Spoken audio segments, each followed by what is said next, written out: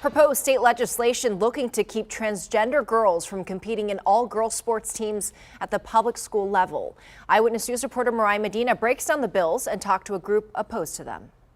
It's a bathroom bill 3.0 that seeks to seek out and target some of the most vulnerable children in our state.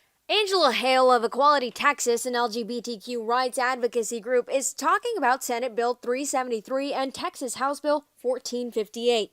Both contain different language but have the same effect, barring transgender students from participating in single-gender public school sports teams that don't match the gender on their birth certificate. We have hundreds of thousands of people who have died because of the pandemic. Healthcare, vaccines, or funding public education. There are so many important issues to focus on. Currently, the UIL, which governs public school sports, allows transgender students to participate in single-gender sports teams according to what's on their birth certificates. The UIL also recognizes gender changes to a student's birth certificate.